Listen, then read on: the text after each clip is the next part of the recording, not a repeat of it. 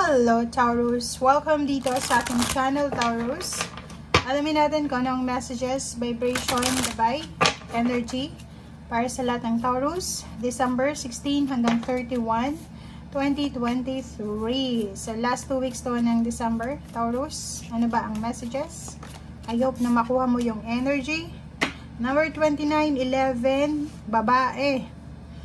Okay. And number 4. So, nakikita natin dito, Taurus, na it's either in a relationship ka, lalaki ka man or babae. Siguro yung relationship na mayroon ka sa ngayon is, ito ay para sa Taurus hindi ka sigurado kung etong karelasyon mo na to is siya na ba talaga or dito ka ba makakakuha ng stability. Parang ganun. Kasi parang yung fate mo,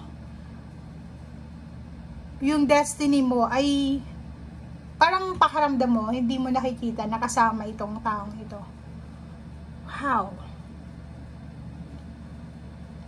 Etong house na ito, stability to. Stability sa love life and then financial. Sinasabi ng barasa nyo dito na yung stability mo is nakadepende yan sa actions mo. Like, sa relationship daw, if ever na wala ka pang relationship sa ngayon, wag kang magsisettle sa isang tao na wala ka naman na gusto. Parang na-pressure ka lang ng kaibigan, nagkaroon ka ng interest sa isang tao, tapos gano'n, nakipagrelasyon ka. Wag mo yung gagawin.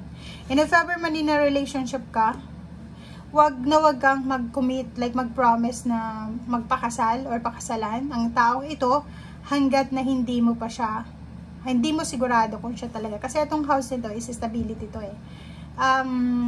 once na pumasok ka na sa kasal, sa commitment, mahirap na makaalis ka dyan. Kasi parang yung tao ito na babae man siya o lalaki na karelasyon mo ngayon, Taurus, is sobra siyang obsessed sa'yo. Obsessive, aggressive ang taong ito. Na hindi ka niya pakakawalan Hindi ka niya pakakawalan. Kahit na ikaw na yung umalis, susunod pa rin siya. Ganyan yung tipo ng relationship na meron siya. Or mindset. Parang ganyan.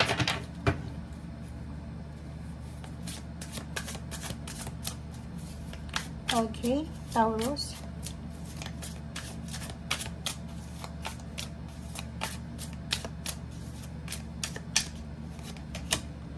Temperance. Wow. So, same din kayo ng Capricorn. Since pareho din kayong mga earth signs, panoorin mo yung Capricorn. Kailangan mo daw ng temperance. So, yun. Nakikita natin dito, may iba sa inyo dyan, financial yung kailangan ng temperance nyo and yung relationship. Kasi, pwedeng yung relationship mo dati ay masaya. Tapos, bigla siyang nahaluan ng financial scarcity.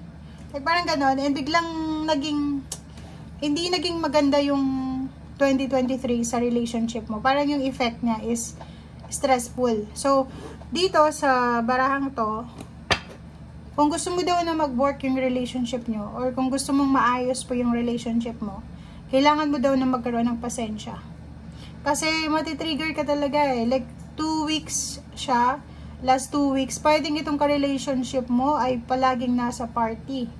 Palagi siyang wala.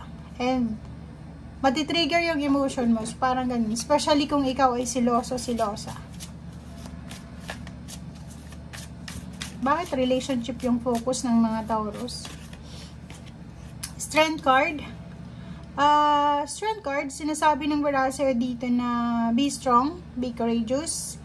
Sa usaping pera, sinasabi ng barahan na magpakatatag ka and konting tiyaga pa, konting tiis pa. Kasi yung hinihintay mong financial success and achievements, makukuha mo rin yan sa tamang panahon. So siguro sa ngayon, medyo scarcity, medyo maraming paghihirap ngayon sa pera. Pero kung makikita mo dito, sinasabi ng barahan na Taurus, binigyan ka ng universe ng strong body, mind and spirit.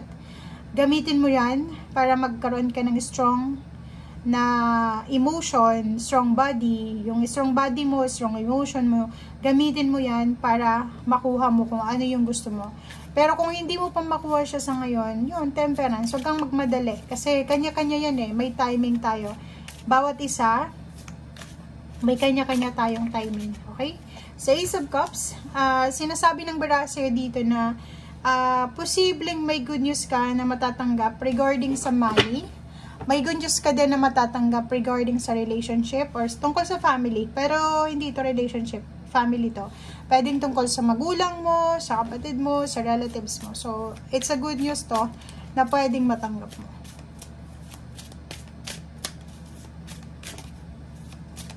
Okay, so alamin natin, ano ba yung mga kailangan mong alisin bago dumating yung 2023? Okay, so ang alisin mo daw dito is yung sobra-sobrang expectation sa pera. Yung sobra-sobrang focus natin na mahawakan yung pera. Parang ganun yung nakikita ko.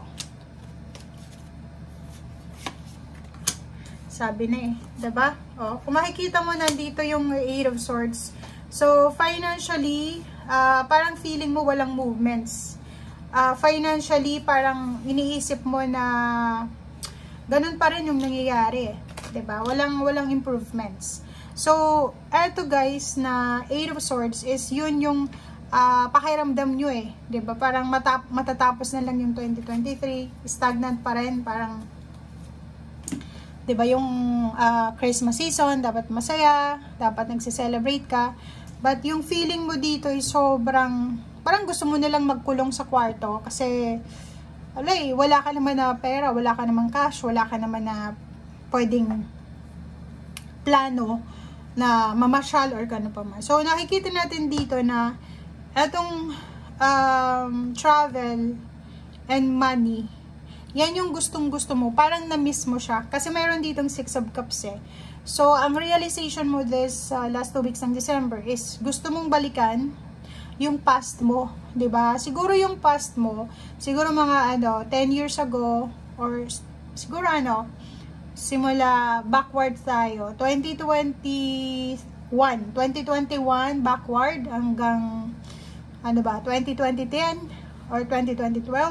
Siguro maayos, nandito ka sa Four of Swords, siguro maayos yung takbo ng buhay mo, wala kang masyadong concern sa pera, wala kang masyadong concern sa relationship, and parang gusto mong mag-time travel. Kaya may Chariot dito. Parang gusto mong balikan yung panahon na meron kang pera, suportado ka ng pamilya mo, ng parents mo, and dito parang yun yung gusto mong mangyari, matapos na itong mga nangyayaring problema sa pera, relationship, para makaraos ka na. Parang ganun yung sinasabi. So, thank you guys and see you again.